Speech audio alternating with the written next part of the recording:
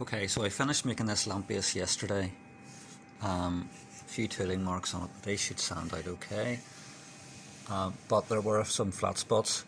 So what I did last night was glue some more pieces of ply onto the flat spots, let that set overnight, and then adjusted the tool path this morning just to do these sections where I've added extra wood. So I came out this morning, took the clamps off, adjusted the G-code, so you can see the G-code here, but what I didn't do was change that X0 to the new starting position where I was doing the repair. So what happened was, if I just turn this around, I started at X0 and dived down into the starting position here and cut a big lump out of the side of the lamp. So I was a little bit annoyed. I went, oh darn. So I'm going to try and fix this.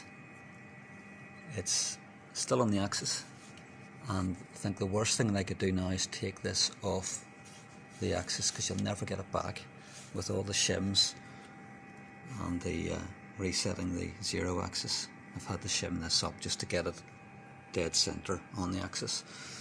And this was another repair I was going to do of end grain, because somehow or other the calculation just didn't work out for this edge. So what I'm going to try and do is put the spoil board cutter on and have this completely horizontal and take off that first piece of ply. So I think the join is where I've put a pencil mark. Let me point that out again.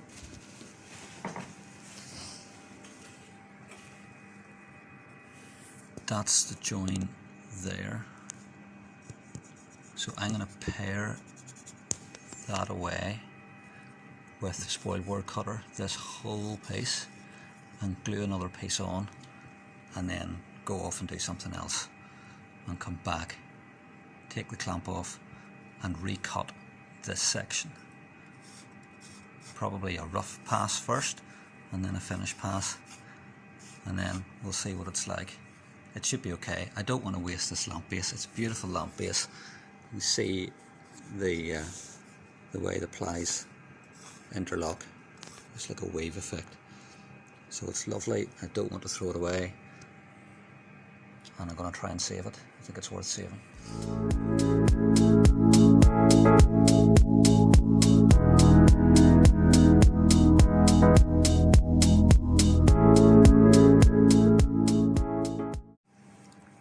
Okay, so what I've done is I've set the bit 1 mil higher than the original surface, and we've gone down 19 mil.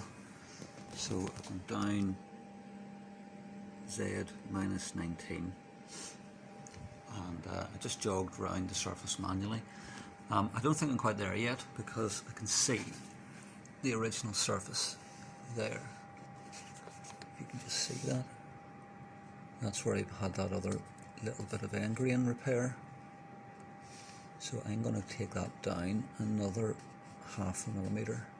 I don't want to go down too far, because I don't want to end up with a flat spot on the top, and I want to match the grains as well, so I want to try and get that as close as possible. And actually I might shift that round on the axis a little bit, because it's not quite perfect there.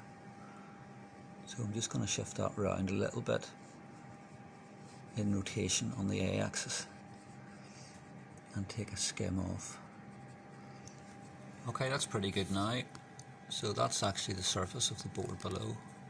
So what I'll do now is just rough that up with some 120 and pop another piece on and let it sit. There's going to be one tiny flaw still, but it's not worth taking any more off, because I'll have to put 2 sheets up on top, and the layers won't match anymore. So we'll give this a go.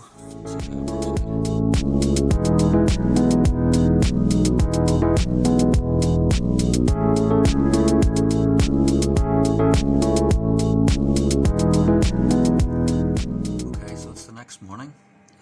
I left that to set overnight, just not taking any chances. So I took the clamps off.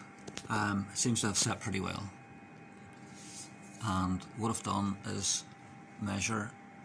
There's no point me cutting the whole lamp out again, so I'm just going to focus the roughing pass and finish pass on this area. So what I've done is I've measured it out first, drawn this box in a spire as a vector and created tool paths around this vector.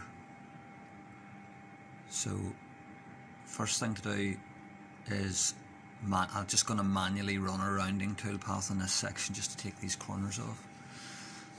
Then run the roughing pass high and bring it down gradually, and then run the finish pass, and I'm going to run it high as well. Like I did with these, just leave them about a millimetre, half a millimetre high, and then I can sand them down because I don't want to destroy the good surface in an attempt to fix some of the issues from the first tool path. So let's give this a go. I'm reasonably confident that this will work, but you never know.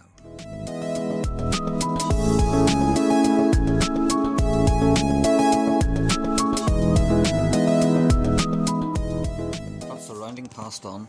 Didn't take very much off, but the corners are gone now, so that'll help.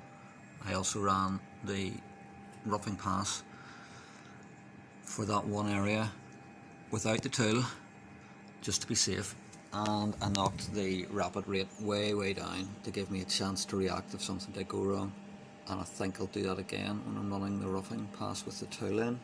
So I think I've done everything I can now to make sure that this is going to work.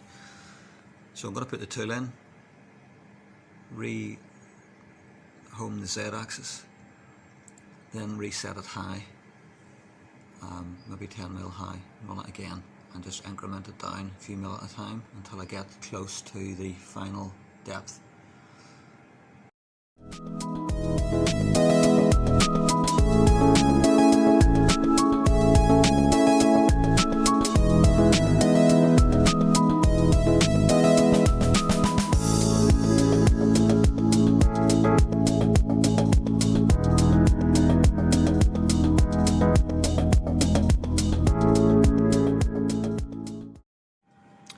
That went quite well.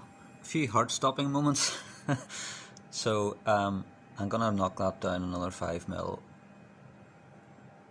just to be safe, and then I'll finish it off maybe 1mm higher. So I think it's looking pretty good. Obviously I didn't have a bit of wood centred, there's a lot more to come off this side, but it is starting to take shape. It's just the combination of precision and power that this machine has can be quite worrying at times, quite daunting, but I'm trying to control things as much as possible.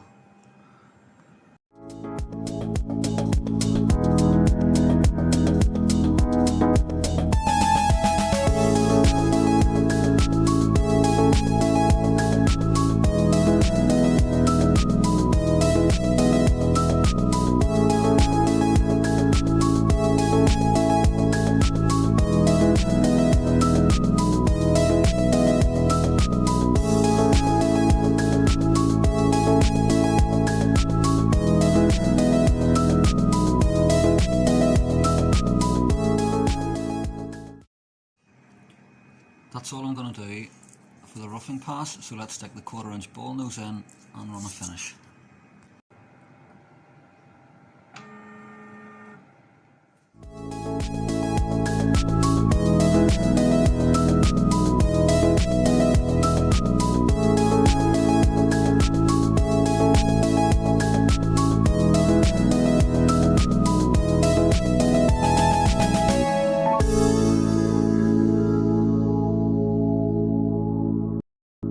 Take this off the table now before I do more damage.